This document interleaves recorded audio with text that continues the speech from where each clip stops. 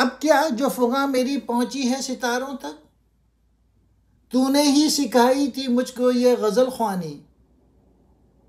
ہو نقش اگر باطل تکرار سے کیا حاصل، کیا تجھ کو خوش آتی ہے آدم کی یہ ارزانی؟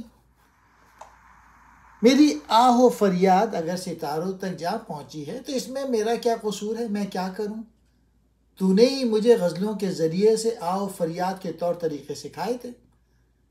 اللہ تعالیٰ تو نے ہی مجھے یہ شاعری کا جوہر عطا کیا ہے۔ یہ کیا کہ آدم روز پیدا ہوتے ہیں اور مرتے ہیں، ان کے نقش بنتے اور بگڑتے رہتے ہیں۔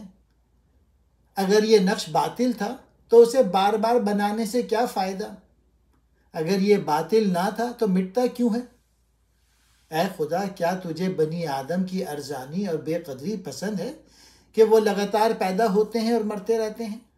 اے اللہ تعالیٰ، تو نے ہی تو انسان کو تخلیق کیا اور فرشتوں سے بھی افضل قرار دیا، پھر اس آسانی اس کو فنا کر دیتا ہے، مار دیتا ہے، اور اس کی ناقدری کیا خود تیرے لیے باعث مسرت ہے؟